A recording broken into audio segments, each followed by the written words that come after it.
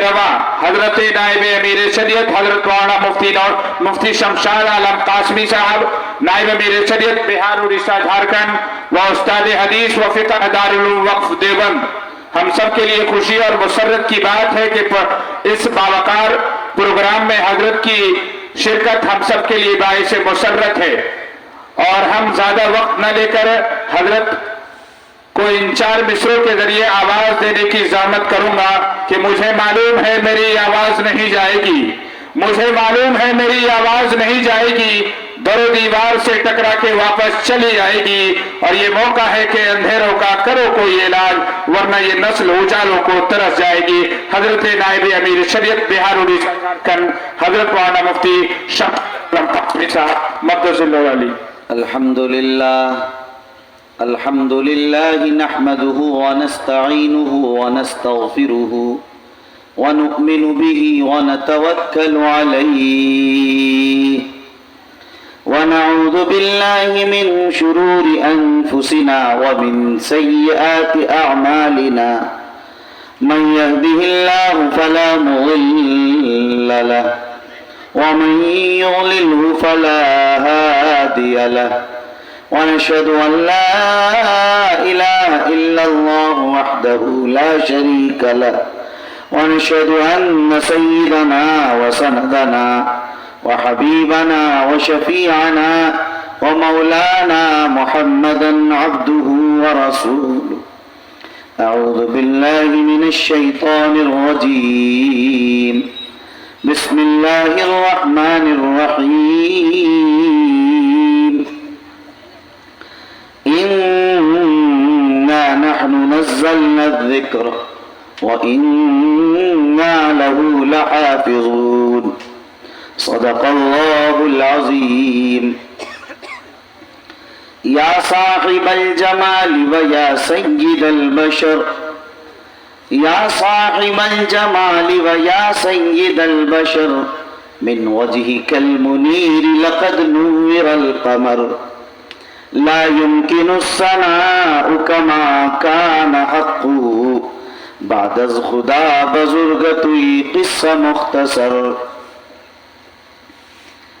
تمنا ہے کہ اس دنیا میں کوئی کام کر جائیں، تمنا ہے کہ اس دنیا میں کوئی کام کر جائیں، اگر ہو سکے تو خدمت اسلام کر جائیں.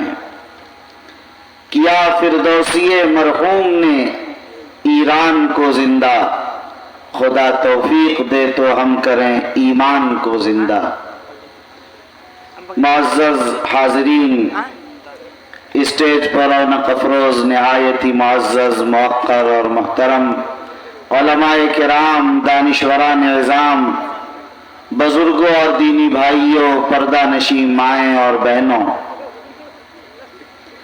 مدرسہ اسلامیہ قاسمیہ کا یہ عظیم الشان جلسہ دستار بندی میں ہم اور آپ تشریف رکھتے ہیں.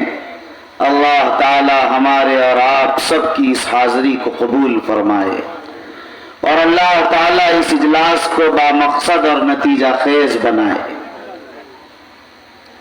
حق جل مجدہ کے شکر کے بعد میں نہایت شکر گزار ہوں اس ادارے کے روح رواں اور اس کے بانی اور محتمم حضرت مولانا مفتی محمد اسحاق صاحب قاسمی دامت برکاتہم العالیہ کا، جنہوں نے بڑی محنت اور جانفشانی کے ساتھ اس ادارے کو یہاں تک پہنچایا اور آج 32 حفاظ کرام کی دستار بندی کا عظیم الشان اور بڑا خوشنما منظر ہمارے اور آپ کے سامنے پیش کیا. دعا کریں کہ اللہ تعالی اس ادارے کو نظر بد سے بچا کر اس کی ترقیات کے فیصلے فرمائیں. ابھی آپ حضرات کو جیسا کہ معلوم ہے کہ 11 بجے سے پہلے یہ اجلاس دعا کے ساتھ ختم ہو جانا ہے، اس لیے کہ نماز عشاء نہیں ہوئی ہے. انشاءاللہ وقت پر یہ پروگرام پورا ہو جائے گا، جیسا کہ وقت پر پورا ہوتا چلا آ رہا ہے. میں سب سے پہلے آپ سے یہ عرض کرنا چاہتا ہوں اور میں مبارکباد پیش کرنا چاہتا ہوں اس اجلاس کے منتظمین مخلصین کو کہ ابھی ایک لمبے عرصے کے بعد اتنا کامیاب جلسہ میں نے آج آپ کے جلسے کی شکل میں دیکھا ہے۔ ابھی کل میں سہرسہ میں تھا رات، تو بدنظمی کی صورت یہ تھی کہ وہ 12 بجے ختم ہونے والا پروگرام رات کے 4 بجے، صبح کے 4 بجے ختم ہوا۔ کسی کو نہیں معلوم کہ کس کی ترتیب کیا ہے، کس کا عنوان کیا ہے، کس کا وقت کیا ہے۔ تو ظاہر ہے آج کے جلسے جو اصلاح معاشرہ کے نام پر منعقد کیے جاتے ہیں وہ جلسے خود قابل اصلاح بن گئے ہیں۔ اس لیے میں نے یہ بتایا رات کی تقریر میں کہ جلسے کو کس طرح کیا جانا چاہیے۔ مجھے خوشی ہوئی اور بڑی مسرت ہوئی، اور میں اس جلسے کے تمام منتظمین کو مبارکباد پیش کرنا چاہتا ہوں کہ آپ حضرات نے ایک تاریخی جلسہ قرار دیا کہ بالکل ہر ایک اپنے اپنے وقت پر شروع کر رہے ہیں اور اپنے وقت پر ختم کر رہے ہیں، اپنے عنوان پر، اپنے انتظام سے، پورے سلیقہ بندی کے ساتھ یہ پروگرام پیش کیا گیا۔ یہ پروگرام نمونہ ہے امت کے لیے، اور یہ پروگرام لائق تحسین اور قابل تقلید ہے۔ میں چونکہ پروگرام لائیو ہو رہا ہے اس لیے میں یہ پیغام دینا چاہتا ہوں پورے ملک کے مسلمانوں کو، کیا اس طرح کے پروگرام منعقد کریں کہ وہ مغرب بعد شروع ہو اور رات کے 10-11 بجے پورے ہو جائیں، تو اس میں بڑا خیر ہے، بڑا فلاح ہے، اور اس کو نمونہ بنا کر ہمیں پروگرام کرنا چاہیے۔ دوسری بات میں آپ سے یہ عرض کرنا چاہتا ہوں کہ صحیح بات یہ ہے کہ دارالعلوم وقف دیوبند کے نہایت ہی موقر و محترم مقبول استاذ حضرت مولانا مفتی محمد نوشاد نوری قاسمی صاحب دامت برکاتہم العالیہ کا بڑا پرمغز خطاب ہوا، ہمارے محترم الحاج نثار صاحب کا خطاب ہوا، اور بھی دیگر علماء کرام کے بیانات ہوئے۔ تو ظاہر ہے کہ باتیں جو آنی تھی سب آ گئی ہیں، اور اجلاس کا مقصد بھی سامنے آ گیا، دستار بندی بھی آپ حضرات نے دیکھ لی، تو اب بات کچھ زیادہ کہنے کی نہیں ہے۔ میں انشاءاللہ آخر میں دعا کراؤں گا، لیکن چند باتیں جب ہمارے ناظم اجلاس نے مولانا لطف الرحمن قاسمی صمدانی علی، جس کی نظامت بھی بڑی مثالی اور تاریخی آج مجھے معلوم ہوئی، جب بھی میں ان کی نظامت میں پروگرام سنتا ہوں تو دل لگتا ہے، طبیعت لگتی ہے کہ نظامت اسی طرح سے ہونی چاہیے کہ آدمی سیدھا سادہ پکار دے 1 منٹ 2 منٹ، لیکن بعض ہم نے دیکھا جلسوں کی نظامت میں تو ناظم صاحب ہی خود تقریر کرنے لگ جاتے ہیں، وہ چیز اچھی نہیں۔ تو اس اجلاس میں یہ بھی خوبی رہی کہ مولانا کی نظامت نے اس اجلاس کو 4 چاند بخشا، اور اوقات کے مرتب کرنے کے ساتھ اس کو نبھانے کا بھی انہوں نے پورا خیال کیا۔ اس لیے میں اس ابھرتے ہوئے اس نوجوان ناظم اور اس نوجوان عالم و فاضل کو مبارکباد بھی دیتا ہوں، اور ان کے حق میں دعائے خیر بھی کرتا ہوں کہ اللہ تعالیٰ ان سے دین و ملت کی خوب خدمت لے۔ دیکھیے، اس پوری تفصیلی تمہید کے بعد مجھے 2-3 باتیں مختصر انداز میں آپ حضرات سے کہنی ہے۔ ایک بات تو مجھے آپ حضرات سے یہ عرض کرنی ہے کہ دیکھیے، آپ نے دستار بندی 32 طلبہ کی دیکھی، میں بڑا حیران ہوں، واقعتاً بہت حیران ہوں کہ کیا اتنے مختصر سے عرصے میں اتنا بڑا کام 32 بچوں نے حفظ قرآن مکمل کر لیا۔ یہ بہت بڑا کارنامہ ہے۔ میں سمجھتا ہوں کہ یہ کم وقت میں اس ادارے نے جو ترقی کی ہے وہ بھی ایک مثالی ترقی ہے۔ اللہ تعالیٰ اس ادارے کو، اسی لیے میں نے دعا کی تھی کہ نظر بد سے بچائے، بہت بڑا کام ہوا۔ آپ سمجھتے ہیں کہ 500-600 صفحات پر مشتمل قرآن مجید کو اپنے سینے میں محفوظ کر لینا، آپ کیا سمجھتے ہیں کوئی آسان بات؟ تاریخ انسانی میں اس کائنات ارضی پر اور اس دھرتی پر کبھی آدم علیہ السلام سے لے کر آج تک کسی بھی کتاب کا مکمل اس کے زبر زیر پیش کے ساتھ، جزم اور تشدید کے ساتھ، اسی ترتیب کے ساتھ یاد کوئی کتاب نہیں کی گئی، نہ رہ سکی۔ صرف قرآن کا معجزہ ابھی پھلواری شریف پٹنہ کی ایک دستار بندی کے جلسے میں تھا، بچوں کی دستار باندھ رہا تھا، تو میں نے کہا اسے جھک کے باندھنا پڑے گا کیا؟ یہ جو مفتی صاحب کی بیٹیاں بیٹھی ہیں جویریہ، جنہوں نے ابھی اسماء حسنہ خوبصورت انداز میں آپ کو سنایا ہے، دعا کیجئے کہ اللہ تعالیٰ انہیں بھی عالمہ صالحہ اور دین کی داعیہ اور دین و ملت کی خادمہ بنائے۔ یہ اس طرح کے چھوٹے چھوٹے بچے، یعنی 6 سال 7 سال 8 سال 9 سال کے بچوں کو دیکھا کہ حافظ قرآن، میں نے کہا یہ 6 سال کے بچے حافظ قرآن؟ کہا جی ہاں حافظ قرآن۔ مجھے یقین نہیں آ رہا تھا، میں نے برجستہ پوچھ لیا، پڑھیے سورہ کہف الحمدللہ الذی انزل علی عبدہ الکتاب ولم یجعل لہ عوجا، اس بچے نے پڑھنا شروع کر دیا۔ اب 6 سال کا بچہ حافظ قرآن ہو رہا ہے، کیشوپور کے مسلمانوں ذرا تصور کرو کہ سوائے اس کلام الہی کے معجزے کے علاوہ اسے کیا کہا جا سکتا ہے؟ اسے کچھ بھی نہیں کہا جا سکتا، یہ صرف اللہ کے اس کلام معجز کا معجزہ ہے کہ جو 6 سال کے بچے کے سینے میں بھی محفوظ ہو جاتا ہے۔ یاد رکھیے یہ قرآن ایک ایسی کتاب ہے کہ اللہ جسے چاہتا اسے عطا کرتا ہے۔ یہ حفظ قرآن فضل خداوندی ہے، انسان کی محنتوں کوششوں نسبتوں کی بنیاد پر حفظ قرآن نہیں ہوتا۔ آپ کو حیرت ہوگی کہ علامہ انور شاہ کشمیری رحمۃ اللہ علیہ دارالعلوم دیوبند کے شیخ الحدیث عرض کر رہا تھا آپ حضرات سے کہ یہ قرآن مجید اللہ کا فضل ہے، وہ جسے چاہتا عطا کرتا ہے۔ میں اس پر آپ کو واقعہ سنا رہا تھا کہ علامہ انور شاہ کشمیری رحمۃ اللہ علیہ بڑے حافظے والے، حافظے کے امام کہہ لیجئے، 500 سال گزشتہ صدیوں میں بھی اتنے بڑے حافظے کا کوئی انسان پیدا نہیں ہوا۔ مورخین نے لکھا کہ علامہ حافظ ابن حجر عسقلانی اور حافظ ذہبی کے بعد اتنے بڑے حافظے کا کوئی انسان پیدا نہیں ہوا۔ وہ جو چیز ایک بار سن لیتے تھے زندگی بھر نہیں بھولتے تھے، اگر اچٹتے نظر دیکھ لیا یا سن لیا تب بھی 40 سال اس کو نہیں بھولا کرتے تھے۔ وہ بخاری کے حافظ اور مسلم کے حافظ، وہ ترمذی ابو داؤد نسائی کے اکثر حصے انہیں یاد، وہ فتح القدیر ہو ہدایہ ہو، ساری کتابیں انہیں حفظ زبانی یاد تھیں۔ ماں حبیب الرحمن عثمانی دارالعلوم دیوبند کے محتمم کہا کرتے تھے اگر دارالعلوم کے کتب خانے میں جہاں لاکھوں کتابیں آگ لگ کر جل جائے مجھے کوئی خوف نہیں، کوئی مجھے احساس نہیں، اگر انور شاہ زندہ ہیں کہ ساری کتابیں وہ لکھ سکتے ہیں۔ ظاہر ہے اتنے بڑے حافظے کا امام، ان کے صاحبزادے مولانا انظر شاہ کشمیری رحمۃ اللہ علیہ میرے استاذ گرامی قدر نے ہم لوگوں سے براہ راست درسگاہ میں کئی بار یہ بات بتائی کہ سنو لوگو سنو، والد گرامی قدر 3 بار حفظ قرآن کی کوشش کی مگر ناکام رہے، قرآن مجید کے وہ حافظ نہیں بن سکے۔ اندازہ کیجئے اتنا بڑا حافظے کا امام جن کو ہزاروں کتابیں یاد، قرآن کے حافظ نہیں ہو سکے۔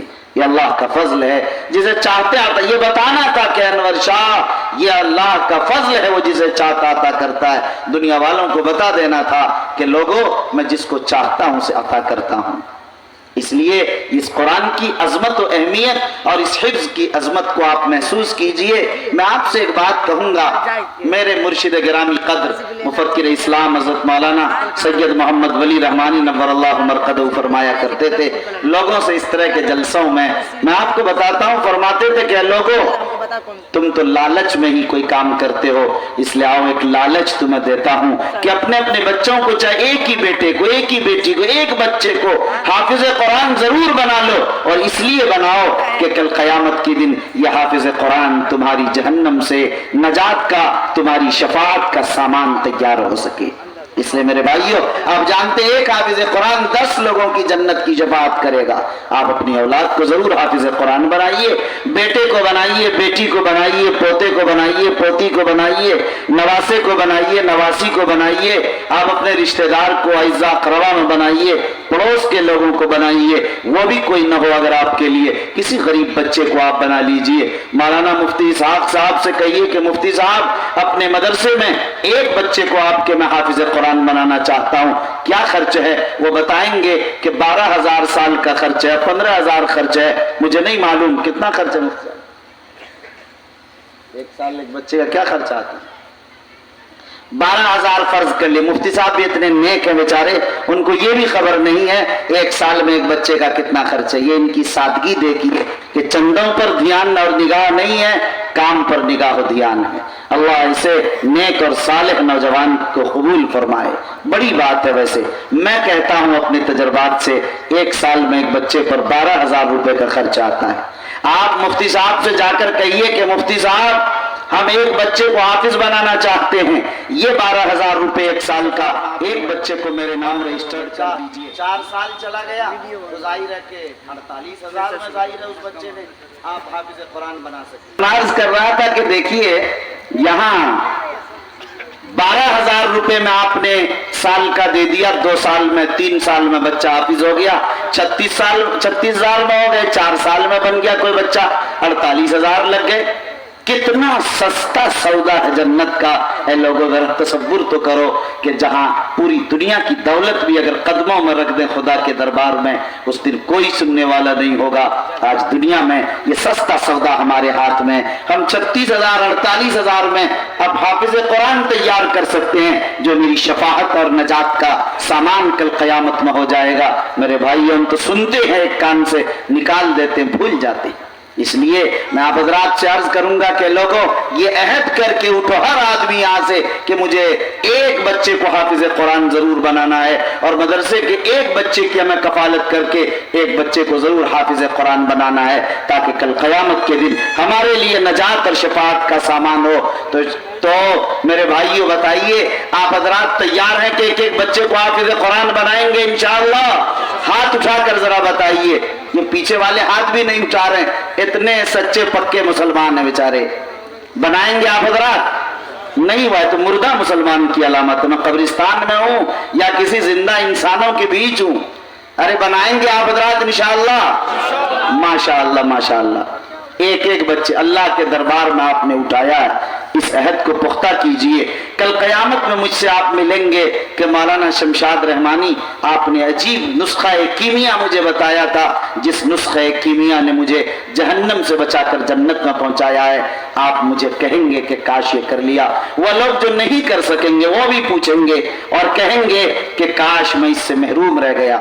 इसलिए मेरे भाइयों, मैं आप हजरात से अर्ज करूंगा कि आप हजरात मुफ्ती साहब से मिलिए, और हर आदमी अपनी तरफ से एक महीने का तो 1,000 रुपए हुआ, कोई सामान नहीं, खामोशी से कर गुजरिए आप इस काम को, ताकि कल क़यामत के दिन रुसवाई का सामान न हो। याद रखिए, हमारी बहुत सी इबादतें हो सकती हैं। हम सोच रहे होंगे दिल दिल में मेरे पास बड़ी रियाजतें, बड़े मुजाहदे, बड़ा तहज्जुद, बड़ा विर्द वजीफा, बड़ी तिलावत, बड़ा इस्तिग़फ़ार, बड़ा दरूद शरीफ, हमारे पास बड़ी खिदमत का मरकज है। लेकिन मेरे भाइयों, आप नहीं जानते कि ये खिदमत अल्लाह की नजर में कितना मकबूल है। मुझे नहीं मालूम, आपको नहीं मालूम।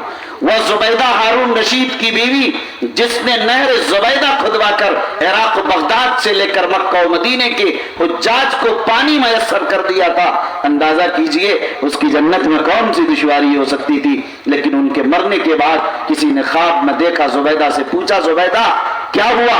कहा अल्लाह ने माफ कर दिया। पूछा तो मैं तो माफ करना ही था अल्लाह को, इतना बड़ा नहर जुबैदा का काम तुमने किया। उन्होंने कहा कि नहर तो काम नहीं आया, मगर अल्लाह ने कहा कि जुबैदा तुम खाना खा रही थी और अल्लाह के मुअज्जिन ने, सदा देने वाले ने अल्लाहु अकबर की सदा लगाई थी। जब तुम्हारे कान में मुअज्जिन की आवाज पहुंची तो तुम्हारा सर दुपट्टे से खाली था घर में, तुमने अपने सर पर दुपट्टा डाल लिया था।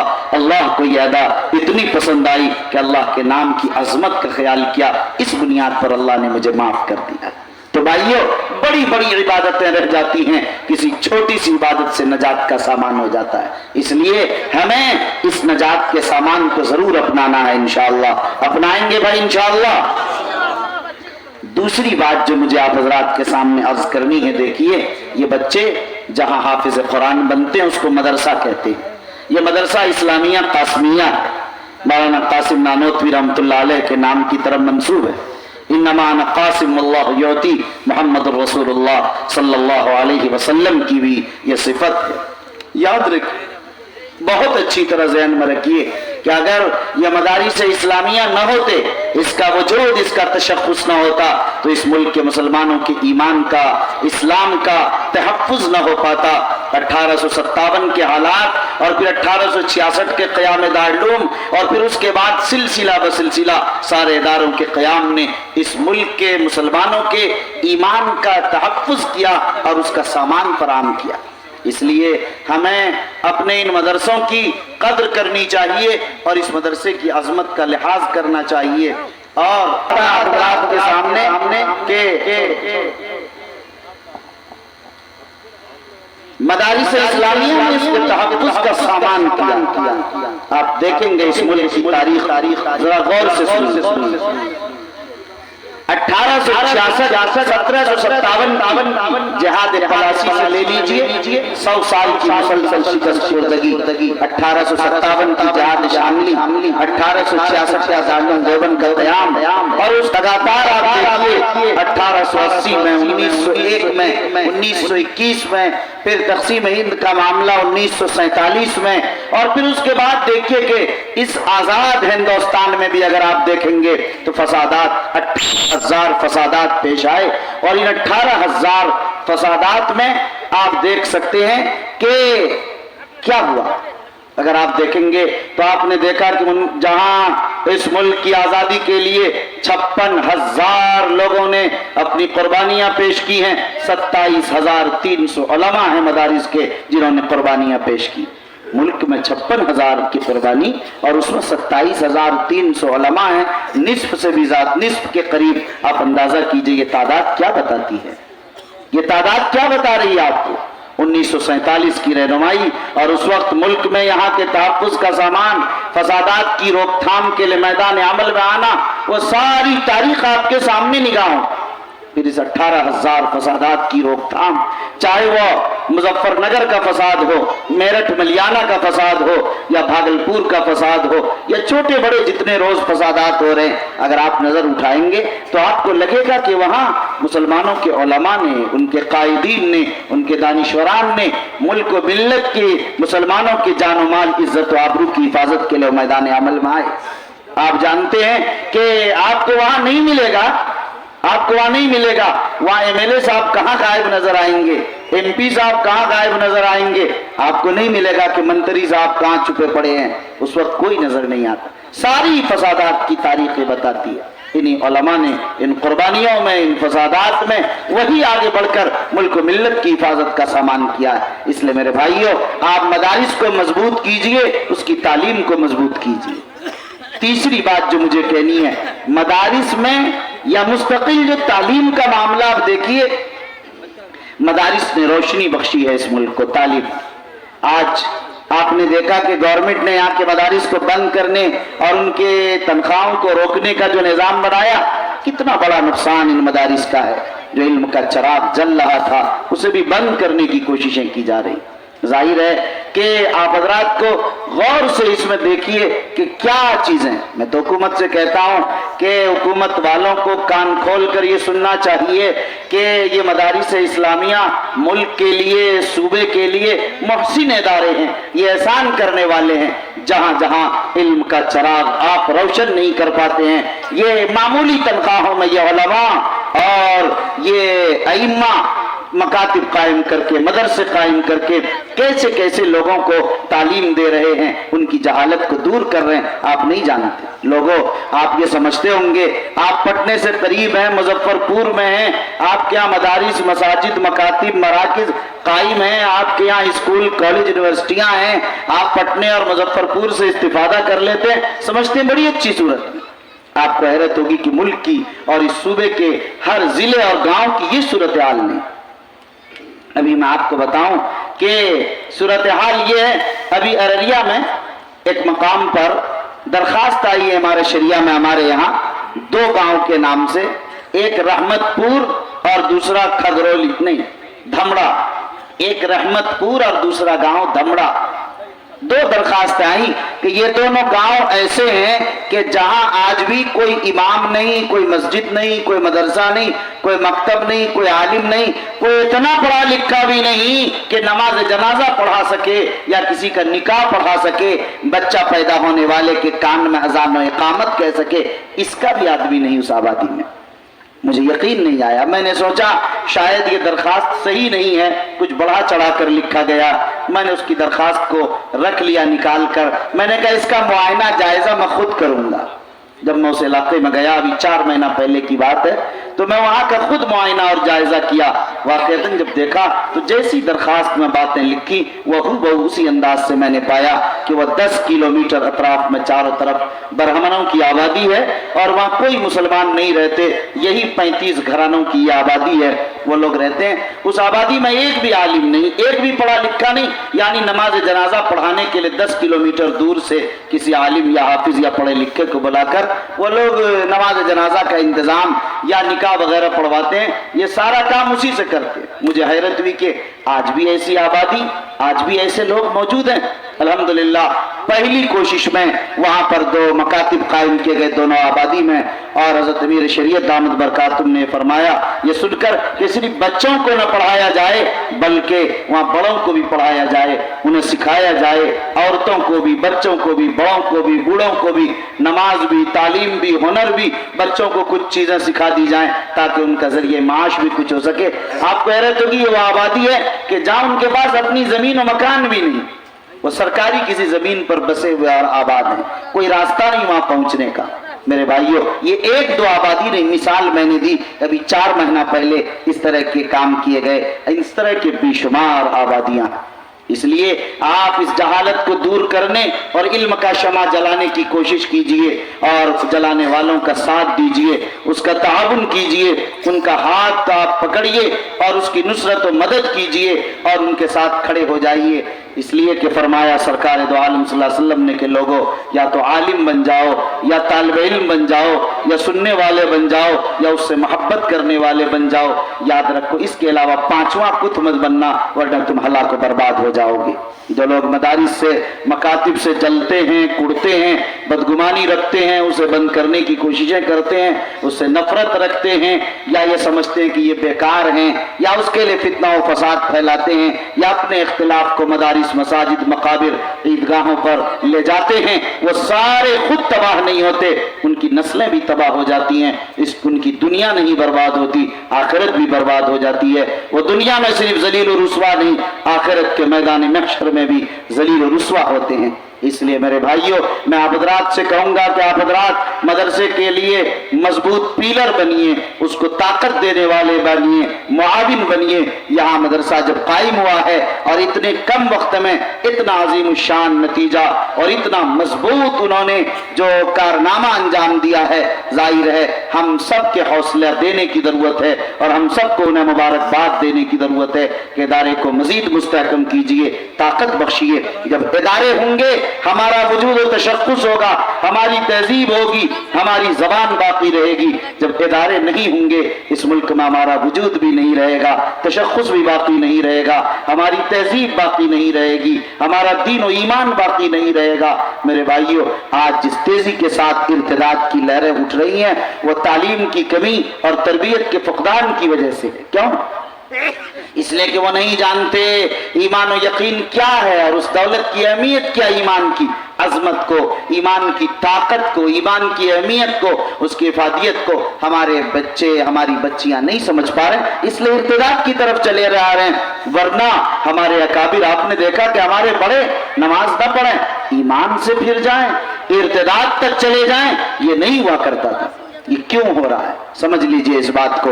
मेरे भाइयों, हमने अपने बेटों से ये नहीं कहा, अपने बच्चों से, ए मेरे दुलारे बेटे, ए मेरे दुलारे बेटे, बिलाल हबशी की तुम औलाद हो। वो बिलाल जो तपते हुए रेत पर अहद अहद का नारा तो बुलंद करते थे और अपने पसीने नहीं लहू से उस रेत को ठंडा कर दिया करते थे, मगर ईमान का सौदा नहीं किया। तुम उन्हीं की औलाद हो, इसलिए तुम अपनी इज्जत, आबरू, जानो माल सब कुछ भी गंवा दो, मगर अपने ईमान को मत गंवाना। या आपने अपनी औलाद की तरबियत नहीं की।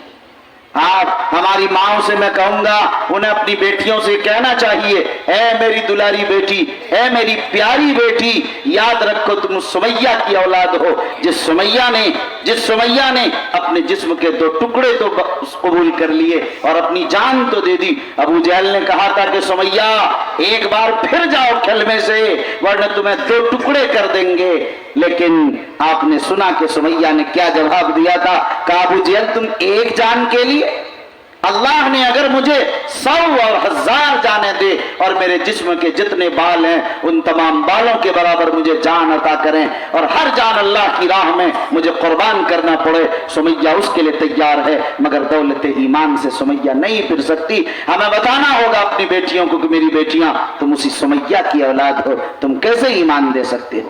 یہ بتایا نہیں ہم نے۔ ہم اپنے موبائل میں، اپنے لہو میں، لعب میں، لا یعنی کاموں میں، تجارت اور فیکٹری اور کارخانوں کی اور اپنے کاروبار کی مشغولیات میں، گپ شپ میں، دوستی اور یاری میں ہم نے اپنا وقت لگایا۔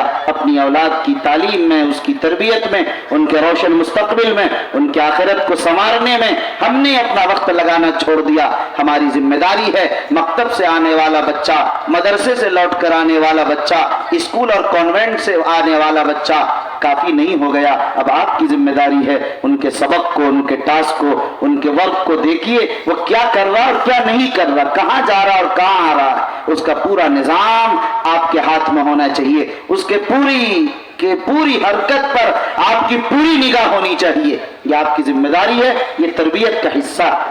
بہرحال چوتھی اور آخری بات جو مجھے کہنی ہے اور یہ کہہ کر میں اپنی بات ختم کروں گا کہ میرے بھائیوں دیکھیے آج ملک کے جو حالات ہیں یہ حالات مشکل ہیں، ایمان پر صرف حملہ نہیں، ضمیر پر صرف حملہ نہیں، تہذیب پر صرف حملہ نہیں، ہمارے اداروں پر صرف حملے نہیں، ہمارے افراد و اشخاص پر صرف حملے نہیں، بلکہ سرے سے ایمان اور اسلام کے وجود کو اس ملک سے مٹا دینے کی کوششیں ہندوتوا نے کر رکھا ہے، جس کے لیے آپ دیکھ رہے ہیں آئے دن کہ انہیں کوئی چیز اچھی نہیں لگتی۔ ظاہر ہے کہ اس کا مقابلہ مسلمان کریں یا اپنے گھروں میں بند ہو جائیں، 2 راستے ہیں، لیکن یاد رکھیے گھروں میں بند ہونا ہے تو اس کا حل نہیں، اس کے مقابلے کی ضرورت ہے۔ مقابلے کی 2 راستے ہوتے ہیں، یاد رکھیے تاریخ بتاتی ہے کہ 1857 میں انگریزوں سے مقابلے کے لیے مسلمانوں نے یہ راستہ اختیار کیا تھا، اس ملک کے تمام شہری نے، ہندو مسلمان سب مل کر انہوں نے لڑائی لڑی اس ملک کو آزاد کرنے کے لیے۔ جب دیکھا کہ ہم اس میں ناکام ہو گئے تو پھر انہوں نے ادارے قائم کیے، لیکن آپ نے دیکھا چند سالوں بعد قائم کیے۔ سمجھیے بات کو، جب حالات آتے ہیں، آندھیاں آتی ہیں، طوفان بلاخیز آتا ہے، اسے گزار دینا چاہیے کہ وہ گزر جائے۔ جب وہ گزر جائے پھر اس کے بعد کام کرنا پڑتا ہے، اور اس کا راستہ صرف اور صرف تعلیم ہے۔ تعلیم کے بغیر آپ کوئی مقابلہ نہیں کر سکتے، صرف تعلیم ہی اس کا واحد حل ہے۔ لائف ٹائم اگر کوئی حل تلاش کرنا چاہتے ہیں تو تعلیم ہے کہ تعلیم کے زیور سے اپنی اولاد کو، اپنی نسل کو، اپنے سماج کو آراستہ کر دیجیے۔ اسلام اقرا کا پہلی وہی ہے، انما بعثت معلما، آقا و مولا سرکار دو عالم کا اعلان امتیاز و افتخار اور تمغہ ہے۔ انہوں نے کہا تھا میں معلم، پڑھانے والا بنا کر بھیجا گیا۔ اسلام نے پوری دنیا میں علم کو عام کیا، فنون کو ایجاد کیا، ترجمے کیے، مکہ اور مدینہ اور بصرہ و کوفہ اور بغداد پھیل گئے، علوم سے بھر گئے۔ آپ نے دیکھا خلافت بنو عثمانیہ کو، خلافت بنو عباسیہ کو، سارے کے سارے علوم اور فنون کے ترجمے ہوتے چلے گئے۔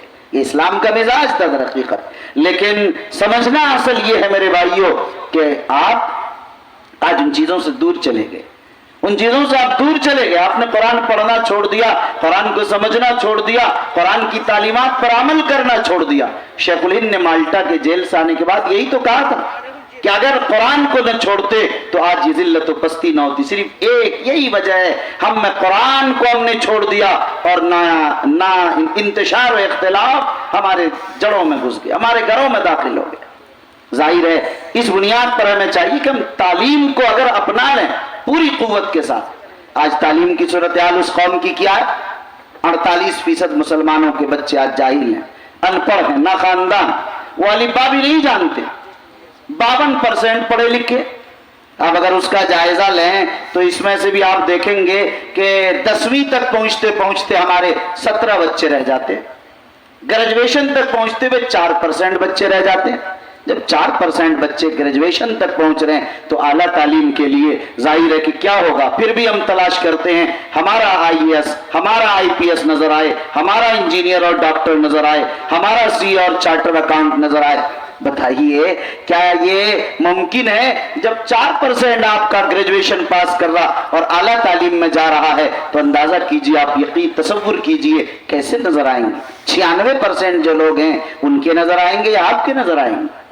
اس لیے آپ اپنی تعلیم کو بڑھائیے، اپنی تعلیم کو بڑھائیے اور اس کی پوری نگرانی کیجئے کہ معاشرے کا ایک بچہ بھی تعلیم کے وقت راستے پر، چوراہے پر، گلیوں میں، باغوں میں، پھلواری میں، میدان میں کھیلتے کودتے چلتے پھرتے اگر نظر آ جائے، آپ ان کے گٹے کو تھام لیجئے اور اس کو پوچھئے کس کا بیٹا ہے، اس کے گھر لے جائیے، یہ کیوں نہیں پڑھ رہا، اس کا حل کیجئے۔ اگر آپ اس طرح حل کریں گے تب کام ہوگا۔ آپ اپنے بچے کو پڑھا لیں کافی نہیں ہوگا، سماج کے ہر بچے کو اپنا بچہ سمجھ کر سماج کے ہر بچے کو تعلیم سے آراستہ کرنا ہوگا۔ اس کے بعد آپ جا کر کسی مقام پر پہنچیں گے۔ ایک بات اور کہہ کر میں اپنی بات ختم کروں گا کہ میرے بھائیوں یاد رکھیے، اعلیٰ تعلیم کے لیے بھی آپ کو نظام بنانا پڑے گا۔ اعلیٰ سے اعلیٰ تعلیم کے لیے کیسے ہم پہنچائیں، شروع سے اس کا نظام، اس کا لائے عمل۔ آپ کو اسلامی ماحول میں ادارے بھی قائم کرنے پڑیں گے۔ اسکول ہے، آپ ظاہر ہے اسلامی ماحول میں دینیات کے نظام کے ساتھ ایسے اسکول کالج جن کو اللہ نے دولت دی، ثروت دی ہے، انہیں چاہیے کہ ایسے اسکولز قائم کریں۔ کارخانے اور فیکٹریاں تو بہت قائم ہو گئی مگر ادارے کم قائم ہوئے۔ پورے ملک میں ہم ڈاکٹر تو بنانا چاہتے ہیں اپنی بیٹیوں کو اور اس کی سخت ضرورت ہے۔ پورے ملک ہندوستان میں صرف 2 میڈیکل کالج لڑکیوں کے لیے ہے۔ کیا 2 کالج سے کیا ہو جائے گا پورے ملک کے انسانوں کا، مسلمانوں کا؟ اس لیے میرے بھائیوں اداروں کے قیام کی ضرورت ہے۔ جنہیں اللہ نے صلاحیت یا دولت کچھ بھی عطا کیا ہے انہیں چاہیے کہ اداروں کے قیام و استحکام کی طرف پڑھیں۔ اس ملک کی ملت کا اور اس ملت کے گیسوں کے سنوارنے کا، اس ملک میں عزت اور سربلندی کا، افتخار و وقار کا یہی ایک راستہ ہے، تعلیم اور معیاری تعلیم اور اعلیٰ تعلیم۔ جب اس رخ پر ہم چلیں گے انشاءاللہ ثم انشاءاللہ، دیر صحیح لیکن ہم کسی راستے پر پہنچیں گے اور کہیں تک ہم پہنچ کر دم لیں گے انشاءاللہ العزیز۔ دعا کریں اللہ تعالی ہمیں اور آپ سب کو دین کی صحیح سمجھ نصیب فرمائے اور اس مدرسے کی قدردانی کی توفیق عطا فرمائے، اور اللہ تعالی ہمیں اس موقع پر یہاں سے جو پیغام ملا ہے اس کو لے کر جب جائیں تو ہمیں اس پر عمل بھی کرنے کی توفیق نصیب فرمائے۔ آمین۔ وآخر دعوانا ان الحمدللہ رب العالمین۔